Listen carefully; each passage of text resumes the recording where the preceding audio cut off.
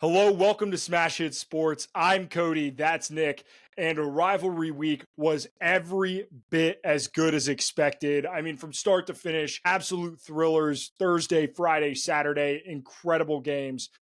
Nick, where do you want to start? Because this slate truly, from start to finish, like Tulane Memphis was an incredible game on Thanksgiving, all the way to the end of rivalry week was near perfection.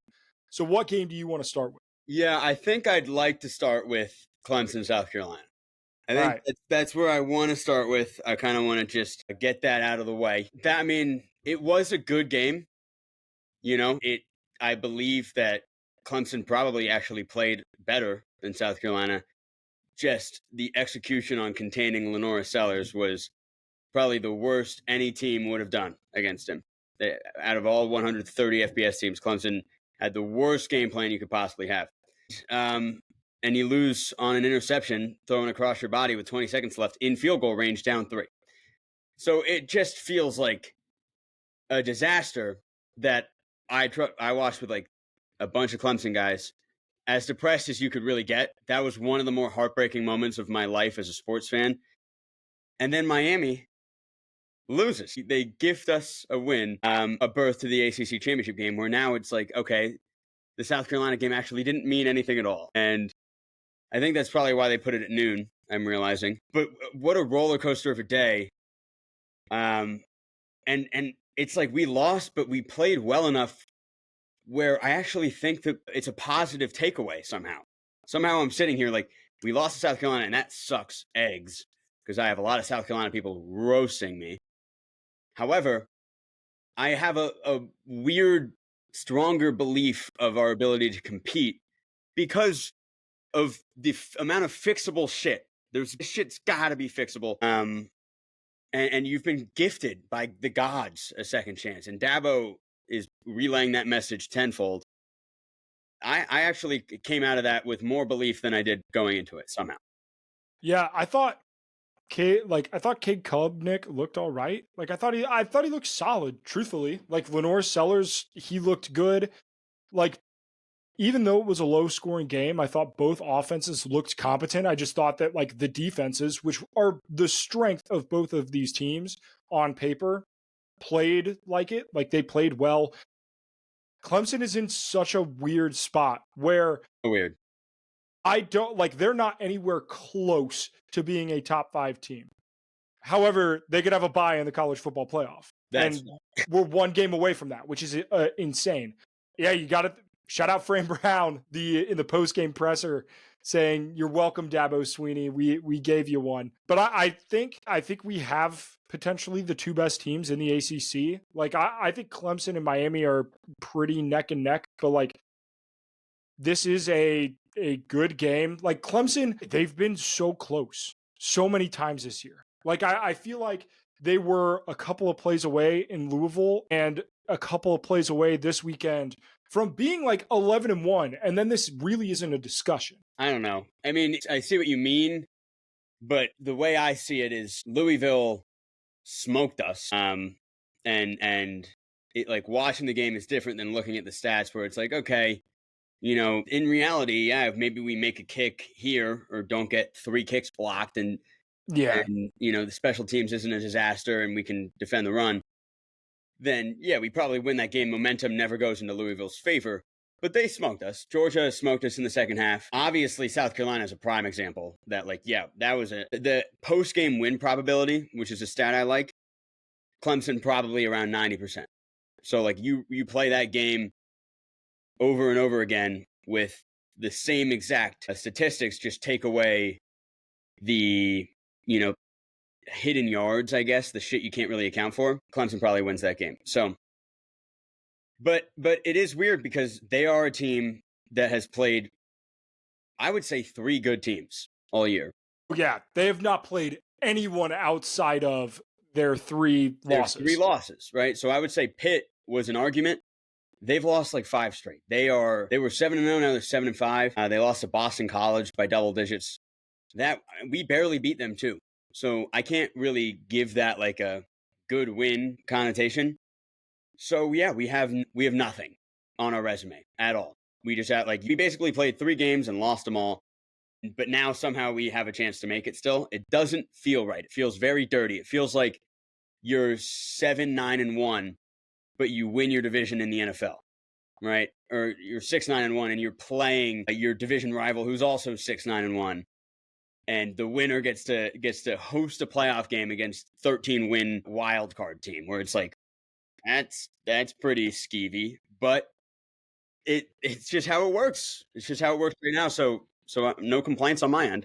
Yep, it is what it is. And we will talk about the ACC title game. Let's knock out the other team in the ACC. Miami loses to Syracuse. Kyle McCord has himself a fucking day. I think Miami is probably 95% out of the playoff. They need everything to go their way in terms of this week's conference championship games. But even then, I still think that they would put in a 3-loss Alabama team over this 2-loss Miami. That being said, Miami's 2 losses, Georgia Tech obviously took Georgia to the absolute ropes in that game. And Syracuse, who is 9-3, that's not a bad loss. Syracuse is a really good team. No, yeah.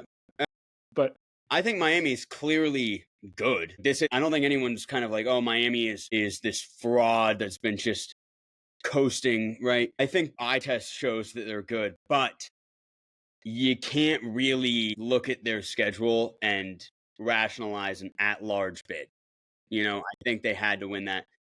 They have way easier of a strength of schedule than any team around them kind of in the bubble. And, they also very easily could have lost to a Cal team. Yeah. Or a Virginia Tech team that what's their big win? Florida? When Florida was purposely trying to lose? Yeah, that's Florida in week 1 when they didn't realize that DJ Lagway is their not only future, but their present as well. I don't love Miami. I don't think they're going to get in. Cam Ward is their only argument. It's hey, but Heisman candidate. So I don't think that's enough to get him in the playoff, but we'll see. We will see. Georgia Tech, Friday night. Unbelievable game. Just an unbelievable game. And 8 overtimes. I know a lot of people are upset about the current overtime format. However, I think it's the right format. I just think that there are certain things about it that need to be tweaked. We're running 2-point conversions. You don't need a fucking timeout every overtime. That is that's cheating. Ridiculous. That's an automatic get rid of. Obviously, they will do that too. But yeah, I don't get the complaints. I saw on Instagram, a lot of these big accounts are like we had the greatest college football game ever, LSU Texas A&M, and then the powers that be said we're never going to do that again. And it's it's the amount of plays being run. It's the fact that in 7 overtimes, starting from the 25-yard line, it could be 9, 10 plays per team for set. That's another 70 plays per team, another 140 plays in the game on top of the 100 plus that already happened. That isn't a good thing. One play reduces that so much. And I also don't really understand why people are so upset about it. Can you execute a play from the 3-yard line? It's like a penalty shootout. It's not perfect, but it's not this horrible, unjust way of determining an outcome.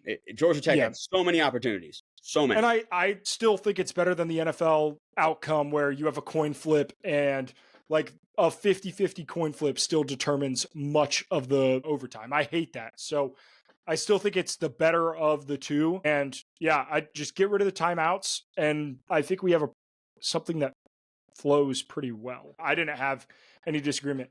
I do want to give, in a rivalry weekend where we had about 1 million different fights at the center of the field, Kirby Smart and Brent Key at the end of that game, just hey, fucking, you gave us one hell of a fight. That was a really good moment in terms of respect. And I feel like we haven't had a lot of that in college football the last couple of weeks. Just Lane Kiffin shitting on other people's schedules and bitching about how Ole Miss should be in the college football playoff. And a lot of teams it's like attack ads in politics. Instead of saying, hey, here's why our team is good enough, everybody has been saying, no, your team is dog shit. And instead of just having like a little bit of mutual respect. So I loved seeing that. It was a phenomenal game. Believable game from start to finish. Georgia Tech came out swinging at the beginning. Georgia came all the way back. Carson Beck played his ass off.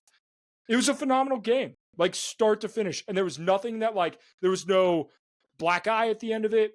Truly just 4 hours, 4.5 hours of incredible football. Yeah, it was an acknowledging that you were a part of history moment. And I think anytime that happens, that's just human nature to be like, you know what? Tip your cap. Like the fact that it went to 8 overtimes, I could hate the living guts out of the guy on the other side. But at some point, you swallow your pride. Like everything's out the window. It's just like, this is officially outrageous. And whoever wins, yeah, I'm going to shake your hand. Right. So that happened. I'm on the side of, I actually love the drama. I prefer a lack of respect in my world of college football. I love it. I would hate to see college football get to a point where everyone's just happy, go lucky, the game ends and players are like hanging out with each other on the 50-yard line. Like, oh man, like we sure did try. You beat us, but like how, like want to hang out, play Xbox later. It's like, no. These guys are your enemies and you should kill them. But like they try to plant their flag. Nuh-uh. No way, Jose. The pepper spray is a different story. Not saying I didn't like that as far as the cinematic, part of it of just being able to be like, oh my God, there's pepper spray. But that's, you strip it all back. You're like, okay, we don't have to pepper spray anyone. This is like, stop it. Look, let's dive into the flag planting because that shit is everybody bitching online. This is so bad for the sport. Blah, blah, blah. That's what makes college football incredible. It's amazing. You shut your mouth. It's amazing for the sport. I am shocked. I'm shocked. I wanted so badly to make a video about that, but I was too depressed about Clemson and not home. It's perfect, dude. Like that rivalry, kids in the future would just hear, oh, that's a rivalry and have nothing to base it off of if they didn't see the actual rivalry of hatred. Like you need to at least see it. And I guarantee 5 years from now, like people will be like, oh, remember the great brawl of 2024? Like that's how great this rivalry is. They're going to use that to boost. It's going to be a marketing campaign and they're upset about it. And it happened across college football. Arizona State planted their like fork or trident or whatever it is in Arizona's field. NC State, North Carolina, they did it. Like that, it happened across college football. There's nothing like super like special or like, oh, this year was just really bad. No, everybody was just bitching and moaning about it this year. It's incredible. And I understand that like it's in bad taste and you got to win and lose with class. Save that shit for the NFL. This is caring and the weird shit in college football is what makes college football incredible. Now, obviously there's levels to this. Like, did I think the Michigan State fight in the tunnel was good? No, like absolutely not. That's crossing the line. That's too far. However, nobody's ever gotten hurt in any of these like skirmishes. It's always just like pushing and shoving and whatever. They're grown adults. Like, let the kids have passion for the sport. Because when you take that passion away, it makes the fans less passionate. It makes everything about it less passionate. I watched a video, somebody comparing college football to like EuroLeague in terms of it's based around where you're from and you grew up hating people. And that like means something. And it means something in college football. Yeah, everybody bitching and moaning about the flag planting. You suck. You're terrible. Eat shit. Yeah, no, it's college football is beautiful in that sense. Like your neighbors are your rivals. Like everyone around. Like being from like Northern Virginia, there's way too many unique NFL fan bases and whatever, right? Like because so many people politically geolocate here. But it's still an overwhelming Virginia Tech population. You might not see it everywhere, but you see it like people 2 doors down that way and then across the road, Virginia Tech. And it's like that you get that in college football. If there's a Steelers fan down the road, it's like, yeah, but like whatever, you're from Pittsburgh. It's just a little different. And I think that's the beauty behind it. It's incredible, and I'm completely with you in the sense of especially rivalry week. I love it. I love all the animosity. If it was Ohio State versus Nebraska and there was a fight, it would be like, well, that's a little weird, right? Like Yeah. maybe like relax or something. But Michigan, I mean, you can't beat them. Jack Sawyer, all the seniors on Ohio State graduating without beating Michigan, which is why you go to Ohio State. But at least one of the big reasons why you go to Ohio State, and they didn't do it. You think they're just going to be like, darn, didn't beat Michigan, on to bigger and better things? Like, no, that should mean something, okay? Or else the sport's dying, and it's not clearly, which is awesome. Yeah. Let's talk about that game. Ryan Day, the biggest capital F fraud in the world.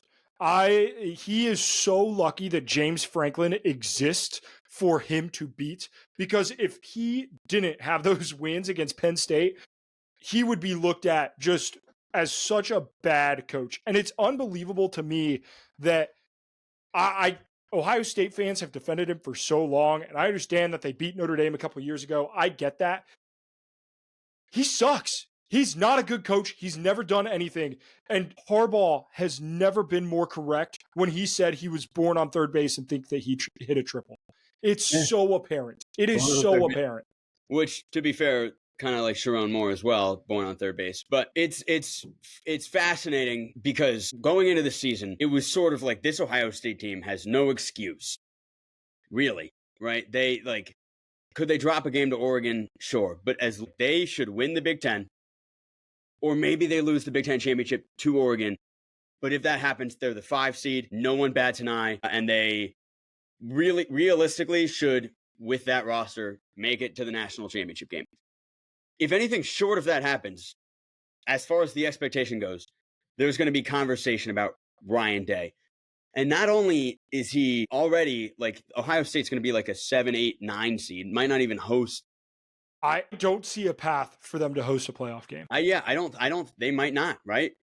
And then, let's say they lose in the first round and they didn't beat Michigan, which was, again, another thing where it's like, you better beat Michigan this year because you have the team, and they certainly don't, right? So it's just kind of, and they were home, right? So this was worst case scenario for Ryan Day. I think that barring a national championship, he has to win it all now.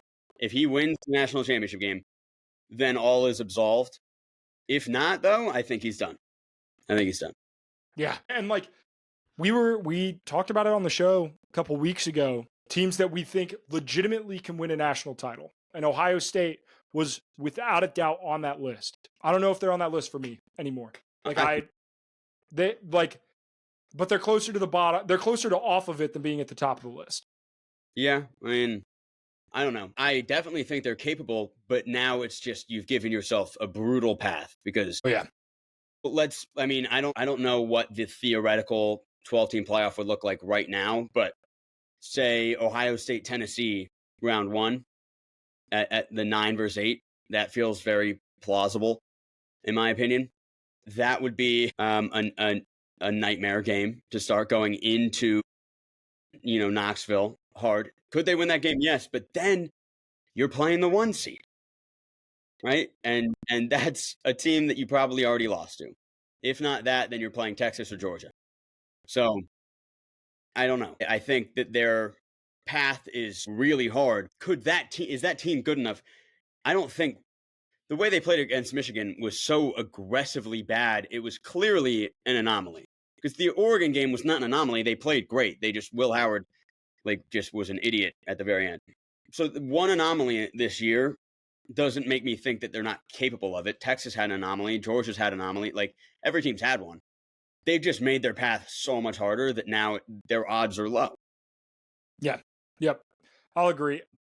Last rivalry game that I really want to talk about, Texas knocks out Texas A&M. I don't love this Texas schedule. They have the win against Texas A&M now, and they beat Michigan, which Ohio State couldn't do. They beat Vanderbilt. They have a pretty easy path. They get the rematch with Georgia in the SEC championship game, which I think is going to be telling. However, what Texas did do is they dominated the line of scrimmage against Texas A&M. That defense looked incredible. And I think as long as that defense continues to play as well as it did, that they will be a potential Final Four team. They're damn good.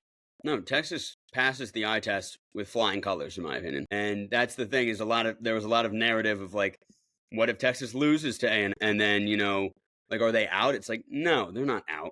They're not out. A 2-loss SEC team, like, they're fine. And if they're in, similar to Ohio State, like, they could be a 12 seed. I would still believe in them as a national championship contender. But now they have a chance of being the 1 seed, So I feel good about Texas. I watched that game on Skycam, so no announcers, kind of the all 22 version, which was really cool. Just pure ball. Yeah, just pure ball. You like heard the stadium announcer was the only voice you heard. And it was like, I mean, you got to see every play develop. You got to see like, where are the advantages? Something like even in the secondary, you can never see the secondary in a normal game, cast, like, or like what routes the receivers are running. It was very cool. Yep. Texas looked so good. My takeaway. I was just like, oh my God, they're amazing. And it's good that that rivalry is back because you could tell that it meant a ton to both fan bases. Before we get to winners, losers, and dogs of the week, home field, Nick and I both wearing our home field apparel. I don't know if by the time that you're listening to this, if their Black Friday, Cyber Monday sale is still going on. So what I will say is use code NICK15 for 15% off your first purchase at home field. The link is in the description of this podcast or in our social media bios. Go check that out. Makes incredible gifts. I've already bought some stuff for, a couple of the people in my life who are huge college sports fans. So go check them out. Home Field Apparel. Use code NICK15 for 15% off your first purchase. Winners, losers, and dogs of the week.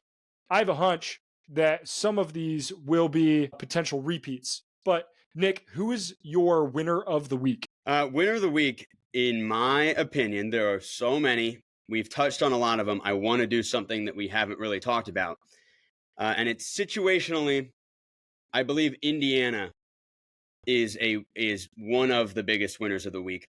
Not only because, it feels like enough kind of happened for them to solidify a deserved spot in the top 12, but winning 66-0 gives the committee no choice, in my opinion.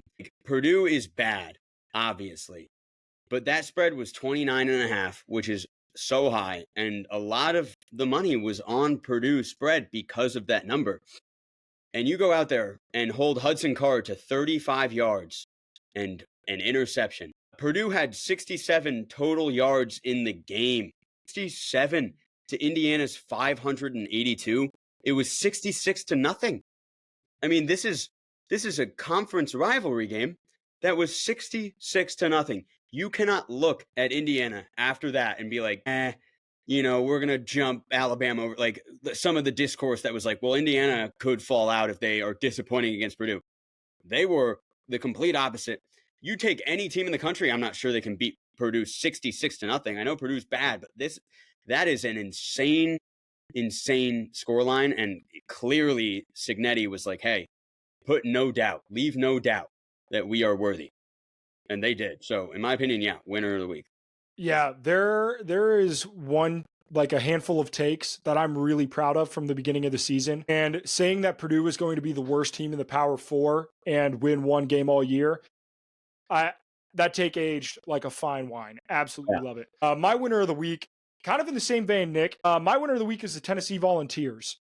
Because in a week where some of these teams took losses that they absolutely should not have, Tennessee had every chance to do it against a Vanderbilt team that came out hot with a kickoff return. Tennessee was down 14-0 in like, I don't know, a minute and a half. It was insane. No, it was one of my upset picks, and I was feeling great about it.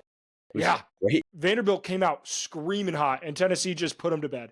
Dylan Sampson, absolute stud, one of the best running backs in the country. And they are comfortably in the college football playoff, and they get to sit back and watch the SEC championship this weekend and say, hey, whoever wins, congratulations, whatever, you're in, we're in. and all is good. So congrats to Tennessee, because they are very soundly in the college football playoff They and are. likely hosting a playoff game. Very good for Tennessee. One more thing, Cody. If you had to guess the Purdue Indiana score from last year, 12 months ago, what would you guess? I'm going to say like 21-20, like Purdue. Yeah, Purdue won 35-31 by 4. Okay. And then the next year, 1 year removed, they lost by 66. So a 70 point swing in 1 year. What does that say about Yeah. Kurt Signetti and just what Indiana's done? It's like Indiana was so bad because Purdue wasn't good last year. They were bad last year. And then they're worse, but it's not like this drastic, like they were bad, they're worse. They weren't here and here. Indiana was worse than Purdue last year and is now 70 points better. I mean, Yeah. Insane. what? Absolute insanity. All right, loser of the week for me. Again, so many options. So Tulane is up there, right? Because they completely ruined any chance that they had in a home game against Memphis. Like, kind of have to win that. But I do think that Miami is the right answer as far as just like who feels the worst right now. What fan base is just as down bad as you can imagine? It's got to be Miami fans. It just has to be because, Clemson loses. You obviously understand that if you win this game against Syracuse, you are in. You are in. You've been ranked in the top 8 for weeks and weeks and weeks. The Georgia Tech loss didn't matter. Beat Syracuse, you can lose to SMU. It's fine. But nope, didn't beat Syracuse. And now you don't get to play in the ACC. And now you're eliminated. Insane. And that, to go from like, we're put in as a team that is getting a bye, like the 3 seed in every release of the college football playoff, all the fans, all the players are like feeling great about it, to then falling from 3, hypothetically, 2 out just because of 1 loss. Pretty brutal. Yeah, that is pretty insane just how far they fell. 3 to out is pretty nuts. But like, that's the ACC, likely a 1-bid league unless Clemson wins. And it's just pretty insane to me that Miami fell that hard. So yeah, because Ohio State, they lost. Terrible loss. But they're still in. Like, there's no doubt that Ohio State's still in the college football playoffs. So yeah, Miami, wow. They're down tremendous. My loser of the week is Ryan Day. We said everything that needs to be said about Ryan Day. Loser, fraud, phony. He's going to be so great at like West Virginia next year, And we'll talk about all of the coach firings and stuff in a episode where we don't have as much to preview. Maybe the week of Army Navy, maybe next week, but we'll talk about all the coach hirings and firings and all of that stuff. We'll do some end of the year awards. Nick, your dog of the week. I'm going to give my dog of the week to James Franklin. James Franklin, who very rarely would even be nominated for dog of the week. Maybe his first nomination ever, actually. But in his post-game presser, this is what Penn State did. This is your last home game for all the seniors, the walk-ons, the 3s and 4s, winning this game by enough where you're putting these guys in. And he comes out because the Maryland head coach had some choice words for Franklin and was like, that is, cowardly and stupid, and eliminate that from the game. You're beating us by 30. You do not need to score a touchdown with 4 seconds left, 37-7. And James Franklin's like, listen, these guys have sacrificed so much, to be a part of this program. And this is their last chance to go in. When they go in, it isn't just a formality. They get to play football. Like they are here to play football. I put them in to play football. Okay. You guys had your ones in. You guys can't stop us. Not my problem. And I think the whole world agrees. I completely agree. And for that, it's a massive PR boost for Franklin. I'm a huge Franklin guy right now. Because of that, I would be like, yeah, Penn State, go ahead, win the championship. Doesn't bother me. For that, what a dog move to run up the score there. Yeah. That you're 100% correct. And I want to make like a point of clarification. The difference between I called out Ryan Day for being a cowardly bitch when he ran a fake sneak or a fake kneel down quarterback sneak to run the score up on Indiana. That's cowardly when you fake your way into a score late in the game like that. But to just with your ones too. With your ones. Like to just have the guys out there, like you're very like the intent is like, hey, we are going to play football. There was no sneaky, cowardly, backstabby bullshit to it. It was just, hey, we're going to line up. We're going to play football for 4 quarters. Who has caught 0 balls this year in his last chance to do anything, because there's no way he's seeing the field in the Big Ten championship or the playoff, right? Like, we're putting in those guys. What are you fucking mad about? You're down 30. Whose fault is that? Yeah. Help us. So, yeah, I love that. Yeah, I love the way James Franklin handled that. Very impressive. Great. I'm glad you called that out. That was a phenomenal dog of the week. That might be the dog of the week of the year. Nice. My dog of the week is Kyle McCord, because not only did he go 26 for 36, 380 yards and 3 touchdowns, but to do that against Miami and against Cam Ward, who's been incredible all season, to win that quarterback duel, and then to do all of that on the same day that Ohio State loses to Michigan. And Will Howard did not look great. And for him to sit up on that podium and be asked the question about Ohio State and how he's feeling today after his win, and for him just to be like, yeah, I saw the score. You don't worry, I saw. Dog of the week. So shout out Kyle McCord for balling the fuck out. Because you know what? He had every excuse to not do that.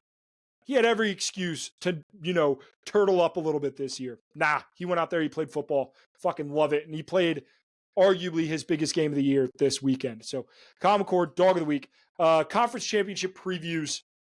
Before we get into it, if you are going to any conference championship game, or as we get into bowl season or college basketball, which feast week, what a week of games that was. Absolutely incredible. Maui was great. Championship, like the Players Championship was incredible. But if you're getting tickets to anything, use promo code SMASHHITSSPORTS for $20 off your first purchase at SeatGeek. Go get some tickets. Go to a game. Hoping to go to a couple Notre Dame games this year. I'm looking forward to it. But game previews this week. So we're going to preview every conference championship game because, Nick, why not? There's only, 8 of them? Yeah. 9 of them? I think 8. So no, 9. Yeah, there's 9. Yeah. So we're going to preview all of them. I went 8-4 in my picks last week. Nick went 5-7, and Nick has a 2-game lead on me down the stretch. And 57, I'm 105 and 59. I mean, that's all you can ask for, Nick, is for a race like this to come down to the end, Exactly. Yeah, that was a big week for you. I could have, flipped the script there. I'm up 8. It's a 6-point swing. A lot of things didn't go my way. I got pretty bold there, but yeah, this is a big week. Yep. Let's start Conference USA first conference championship game. Something for all of these games. The biggest spread in any of these games at the time of me pulling the spreads today is Army and Tulane at 4 points. Crazy how close these spreads are, dude. Yeah. We're going to have a tremendous conference championship weekend. I'm so pumped. But Western Kentucky at Jacksonville State, a 3-point line. The over-under is 57.5. I love this matchup. Western Kentucky throws the piss out of the ball. Jacksonville State has an incredible running back. I just like 2 completely different teams. I'm glad Liberty's not in it because of frauds and phonies. I like Jacksonville State in this game. I'm going to pick Jacksonville State. Their running game has been so much fun to watch, and they are going to get an hour of the TV to themselves Friday night because their game kicks off at 7. Watch it because it's going to be some really, really good, really fun football. But give me Jacksonville State. Yeah, and I'm going to go Western Kentucky. It really comes down to, do I think Jacksonville State can stop Western Kentucky? I'm not confident in that. They did also just play this past weekend, and Western Kentucky won. So that is another obvious reason. But the spread does not reflect that, really. So maybe hard to beat a team twice, but I'll go Western Kentucky. Yeah, But hey, tight game, 19-17 at the end of that one. Yeah, Jacksonville State's passing leader was 4 for 6 for 62 yards. So Yeah. wild. Keep it moving. Mountain West.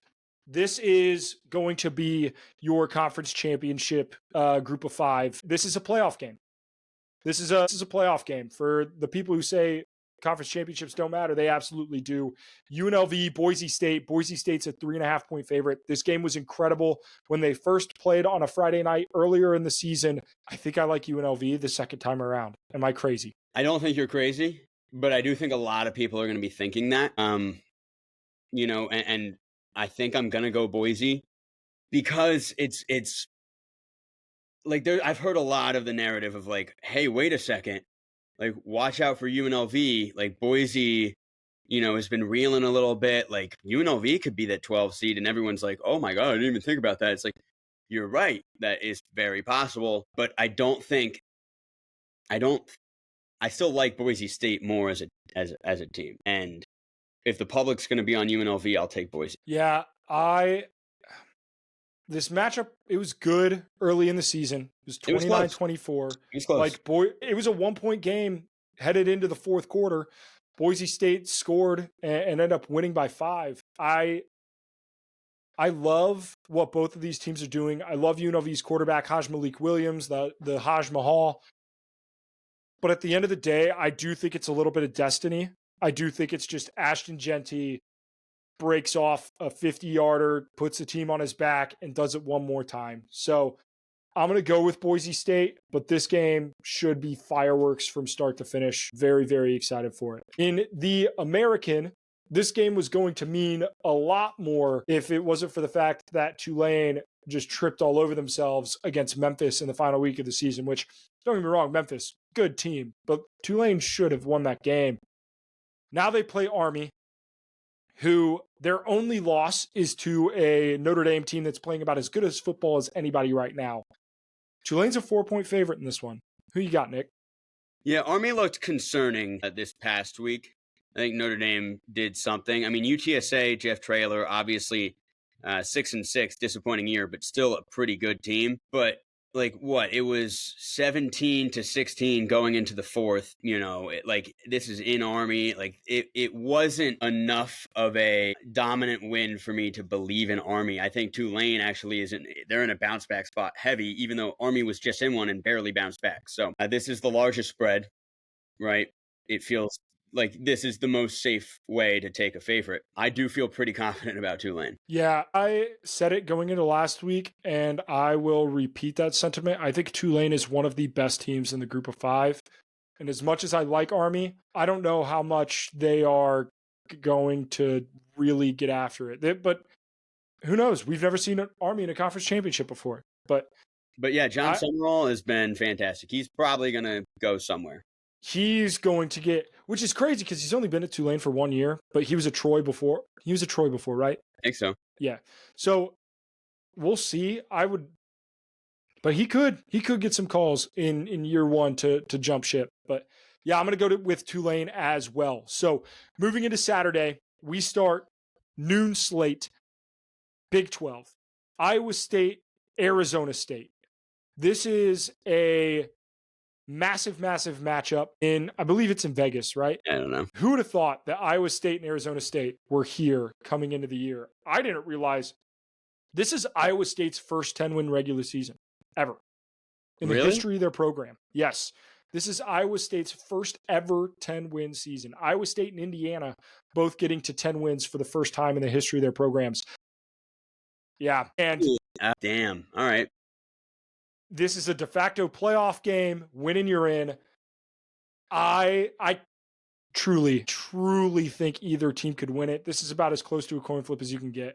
I'm taking Arizona State just because they're hot and they've been hot and I love what they're doing. But Iowa State looked good against Kansas State last weekend in Farmageddon. Yeah. So this is anybody's ball game. Oh, man, this is tough, dude. That's really tough. That you might change my mind with that stat right there. Like the first time ever getting 10 wins, what that probably does to the psyche of your ability to make history be the best Iowa State team ever. That probably weighs a lot. Now, Arizona State's probably a similar stat for them. This might be their second time or something like that, right? I mean, I can't think of many Arizona State teams that were worth a damn. But I've just been such a hater all year when it comes to Iowa State, and I've been right a couple weeks. We don't talk about them every week, so it's not like I'm batting probably 500 with Iowa State, and it feels wrong for me to switch up. But I think I'm going to go Iowa State. I think I'm going to, just because that just feels like a narrative that's going to be talked about. It's like, oh, Indiana and Iowa State are in the playoff, and it's their first time ever having a good team. Yeah. They have all of the momentum in the world, and they're going to be playing their asses off. Arizona State went 11-1 in 1996. Is that their only other time? They also went 12-0 and 11-1 in 73 and 75. Okay. But they were in the WAC at that point. So they didn't get to the Pac-10 or I guess it was Pac-10 at the time until the 1980s. So as like a legitimate franchise. Yeah. Right. This is like their second good team they've ever had. Yep. So you said you were rocking with Iowa State? I'll do it. Yeah, I'll do it. Rocking with Iowa State. I'll rock with Arizona State. It's enough of a coin flip where we shouldn't take the same team either. It could so easily go either way. Yeah, that's fair. Maction. We had the Battle of the Bricks, Ohio and Miami of Ohio. Ohio just a football state. It's just a football state. The best team in Ohio. There's a debate there now. Who is it? Who's to say? It's certainly not the fucking Bengals, guys. Yeah, I put a tweet out. I was like, who's the worst coach in the state of Ohio, Zach Taylor or the Bengals? And I had 3 replies. It was like, reminder, Kent State is in the state of Ohio. I was like, good point. Touche. That being said, this game, the lowest spread of the weekend, 1.5. Miami of Ohio is the favorite. I don't know. I like Miami, Ohio a lot. Dude, I mean, Bowling Green, I was so ready to go into this week, flexing my Bowling Green, they were going to be 8-4, but 7-1 in conference, just steamrolling everyone for weeks on end. And all they needed to do was beat Miami, Ohio, and they got smoked. They got freaking smoked by Miami, Ohio. Harold Fannin, who is a god, was held to 47 yards. And if you can do that on the road at Bowling Green to my freaking Eagles, then give me Miami, Ohio. I think that means they are hot, but I don't know much about the MAC outside of Bowling Green. Yeah, Miami of Ohio, they are in very much the same boat that Bowling Green is where they lost a lot of non-conference games early. They opened the season with 3 losses against Northwestern, Cincinnati, and Notre Dame. And then they barely beat UMass. They barely beat UMass in overtime, and they lost to Toledo. So they opened the season 1-4 with an overtime win against UMass. And then it has been nothing but domination since. They did play Ohio earlier in the year. That game was at home. They won 30-20. I'm going to have to ride with Miami of Ohio as well. We had a coach of theirs on earlier this year that I had got a chance to talk to.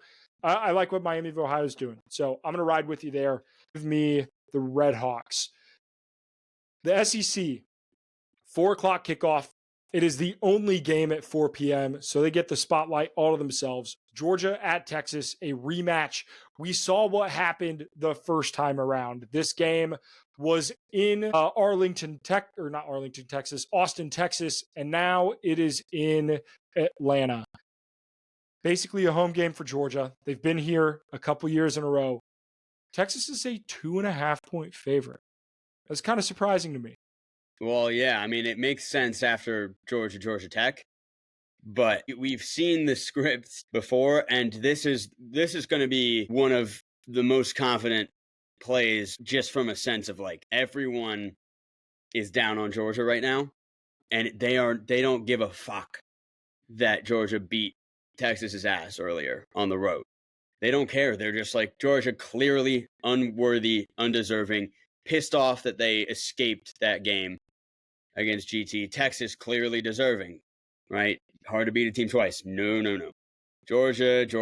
I'm all over Georgia here. all over. Well, for what it's worth, looking at the picks, because I know you love to ride the or fade the public.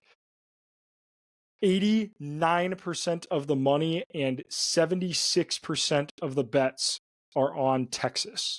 So, really? So there you yeah. go. I mean, that doesn't surprise me at all. That's a really high number, though. That's Yeah, that's higher. I was expecting it to be like closer to 50-50.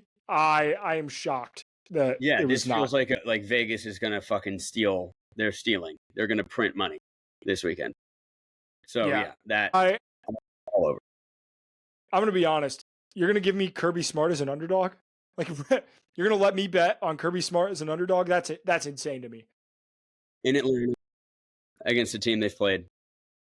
Yeah, no shot. Give me Georgia. Go Dogs. The Sun Belt was a just down to the last second finish for that conference. Marshall gets in after a double overtime win against JMU. One of the last conferences to still have divisions. So we get a 10-2 Louisiana Raging Cajuns and the Marshall Thundering Herd. Both teams, great seasons. No really like Power 5 wins under their belt. So it's not like any of these teams really had an absolute, shocker. Louisiana did beat Wake Forest, but like it's Wake Forest. So that being said, Nick, who you got in this one?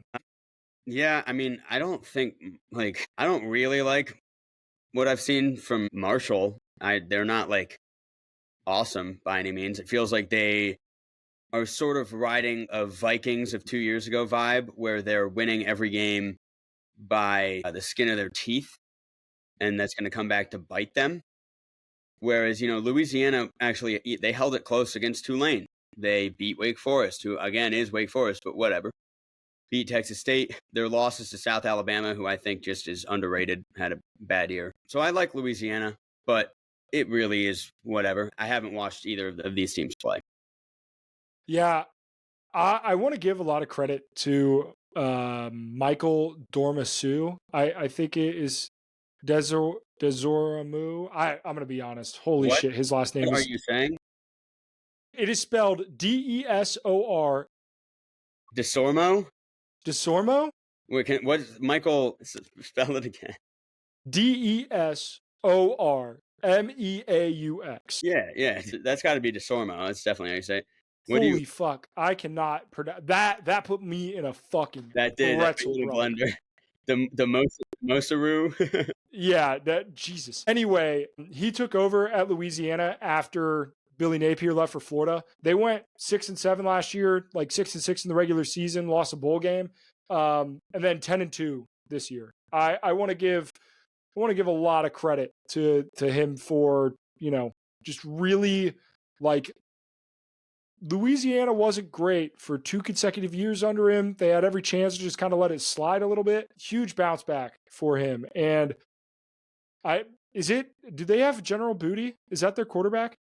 No idea. I thought he's Monroe, maybe. Yeah, that is right. Anyway, I want to give him a lot of credit because there is DeSormo this team's been kicking a whole lot of ass. So you went with Louisiana, correct? I did. All right. I'm going to go with Marshall just to be different. But Super fair. I would have probably done the same.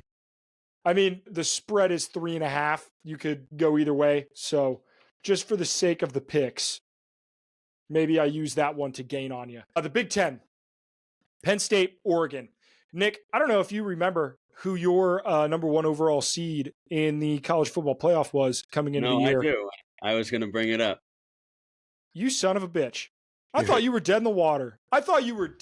We were coming into this weekend, and all that had to happen was Oregon had to beat a 6-5 Washington, and Ohio State had to beat a 6-5 Michigan team. And I was going to look like a fucking genius when Ohio State beat Oregon and the Penn State played out, and the Big Ten played out exactly how I thought it would. And then your sneaky ass, your sneaky Penn State pick ass. Yeah. And they have the most clear path to the 1 seed that I think I've ever seen. I mean, it's real simple. How crazy is that, dude? Georgia beats Texas. If Penn Georgia State beats beats Texas, I Oregon. think Penn State's the one. Yeah. And that would be something because that was the idea that I think I had them beating Ohio State, but losing to someone weird. Like, I think I also said, like, realistically, a one-loss Penn State team is all you need in this scenario.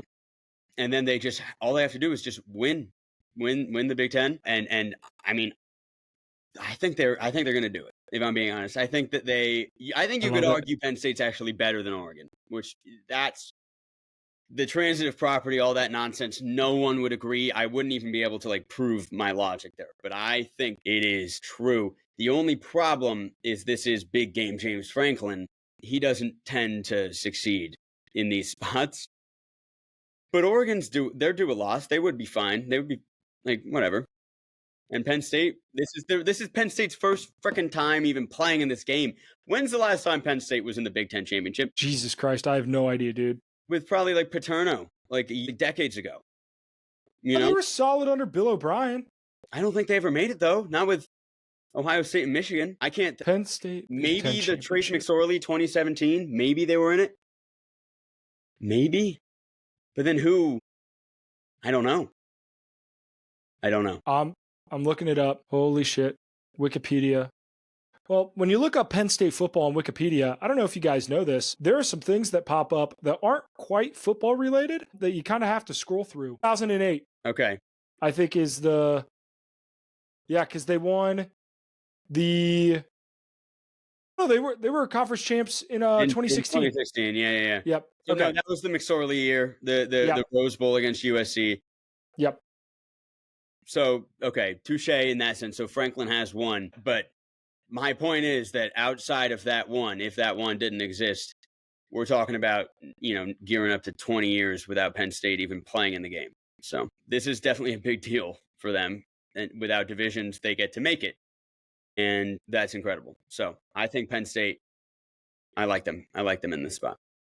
Yeah, I think it's going to come down to, Tyler Warren. Can he continue to be absolutely excellent for Penn State? And can Drew Aller, look the part? That running game, like Penn State's defense is solid. There's no doubt about that. It's can that offense keep up with Oregon? I think there's a shot. I think this is going to be an incredible game. Oregon, the back end of Oregon's schedule was pretty damn easy. So they haven't played a good team in a while. I think I think there's every bit of shot that Penn State could win this game and make you look like a damn genius. I did the my team is better than your team transitive property. Penn State beat Maryland 44-7. Oregon only beat them 39-18. There you go. Therefore, but then you could also go, Oregon beat Illinois by 30 and Penn State by 14. Oregon beat Ohio State. You can do that as well. So yeah, that seems a little more straightforward. But it's the power rankings that I use and trust don't like Oregon as much as you would assume. That's all. That's fair. I'm going to take Oregon though, because at the end of the day, if I have to put my chips on a guy, I'm going to put it on Dan Lanning before I put it on James Franklin, and that's just. They're 8 and 9 for me. In the power rankings, updated power rankings that I like. Oregon 8, Penn State 9. Yeah, those are the should be 9th most capable teams in the country. Should be an incredible game. We didn't talk about Notre Dame beating the brakes off of USC. Where's Notre Dame at in that power rankings? For what it's worth. Number 3. We are. Hell yeah. Can you guess the top 5? Georgia, Tennessee, Notre Dame. Georgia and Tennessee Texas. are not in it. Oh, wow. No. Who's it? Yeah, Texas 1, which makes sense in my opinion. Ohio State is 2. I think Ohio State was 1, and so they did drop off. Notre Dame 3, Alabama is 4, and Ole Miss is 5. Damn. Isn't that crazy? Damn. Isn't that nuts? Yeah, that is crazy considering how many losses are in that top 5. Yeah, or just Alabama and Ole Miss are probably out, and they're top 5 teams as far as how good you can be at your best. Yep. Clemson, SMU for the ACC title game. Nick, there's a shot that all 4 power conferences are won by teams that were not in the conference the year before. If SMU wins the ACC, Arizona State wins the Big 12, Oregon wins the Big 10, and Texas wins the SEC, we have ourselves a shocking number of. I don't think it will play out that way, but it potentially could. It very well could. I wouldn't say that there's a low percentage of that exact outcome happening, which is pretty crazy. But yeah, this game is obviously huge. Again, if I were to refer to the power rankings, SMU 13, you'll never guess who's 14, but Clemson's 15. So it is as close as it gets. And if I were to be unbiased, my argument would be, who's been there. I think that does genuinely matter. It like when Dabo makes it to the ACC championship game, he tends to win it even without a great team. So I do like Clemson from an unbiased standpoint, but from a biased standpoint, I also don't really. I'm in the same spot as last week where I can't really pick against them. Like it's just bad juju. But yeah, 14 on this list. It's an ACC team. It's not Miami. It's Virginia Tech. It's Louisville Cardinals are the 14th most capable team. So that I will say 4 ACC teams in the top 15. Maybe that's crazy. Isn't so bad. There are no Big 12 teams until Iowa State at 18. Wow, that's interesting. It is. Yeah, looking at Louisville, they lost their game that they played against BYU, which is their only game against SMU? SMU. They lost their game they played against BYU, who's their only game that they have against a currently ranked opponent. Obviously, when they played Pittsburgh early November, they were ranked. But this isn't the same SMU team that it was then. That's also not the same BYU team that it was back in September. But I think that Clemson has just as much of a shot to win this game as anybody. Oh, yeah. However, Rhett Lashley, and it's something that he said in a press conference, I think it was a week or two ago, where he just came out and he said, I don't give a shit about where the college football playoff has us. We just need to win. This is a quote. We got to win. And if we don't win, then we don't deserve to be in the college football playoff.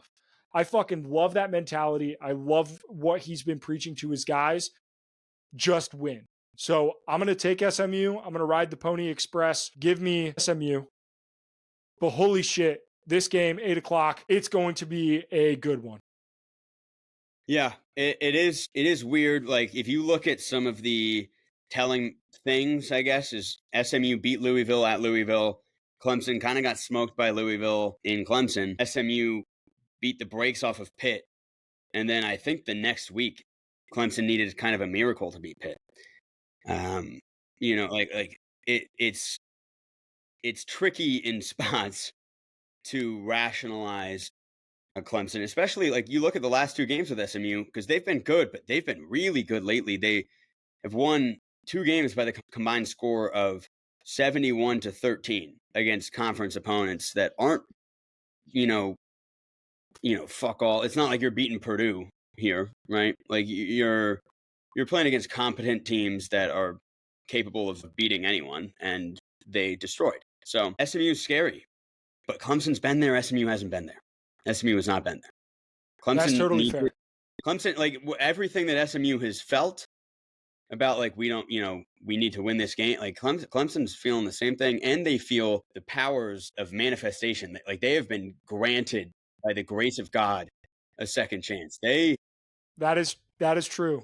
Like there is something to be said about like, hey, you were eliminated, and then you have this magical doors open, and if you don't resurrected, if you don't take advantage of that, what on earth are you doing? Plus, you realistically have nothing to lose from a mental standpoint. You were eliminated completely in a tragic way.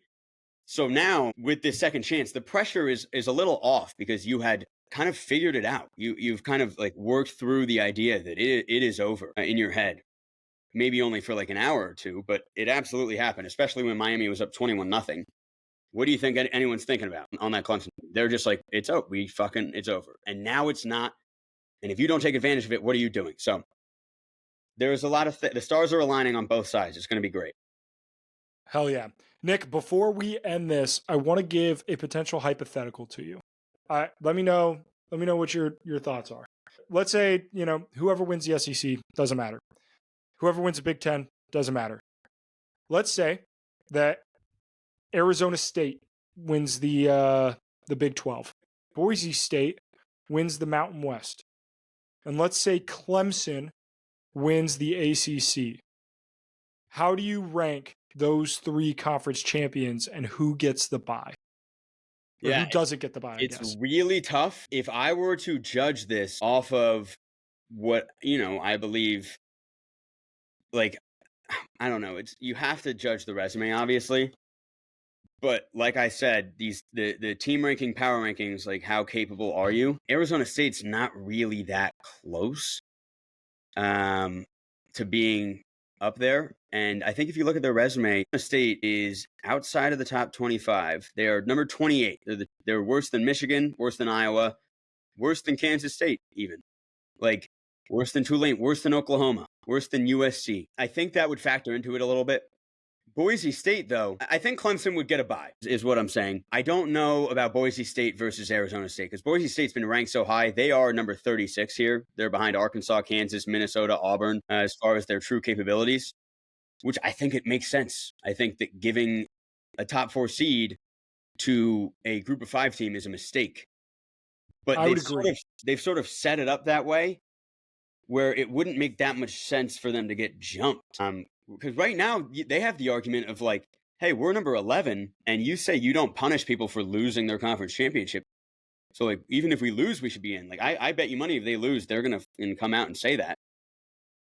But they realistically should definitely get the 12. I'm not sure if it'll happen, but I kind of hope it does. I hope that's how it shapes out, is that it's ACC 3, Big 12 4, and Mountain West gets the 12. That's fair. That is totally fair. I wonder if there's even a shot that Big 12 gets in, their Big 12 champ, 2-loss, and then the 1-loss Boise State, and then you have both SMU and Clemson in the like regular field. Like, how do you do that? Because Clemson has the head-to-head and the conference title, but SMU has a better record. That would it would give the committee fits. I don't think they would do that, but it would be objectively kind of funny. Yeah. Yeah, there's going to be a lot of things you can probably nitpick come next Tuesday. And I cannot wait for it. The college football playoff rankings are going to be huge this week, and then we will talk about them as they are released on Sunday. So that being said, make sure so you don't miss anything, hit that subscribe button, be a friend, tell a friend about the podcast. If you could give us one gift for Christmas, truthfully, I don't want your money, I don't want your pity.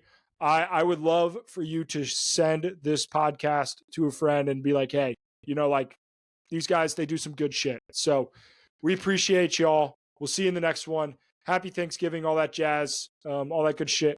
Oh, yeah. Peace. Adios.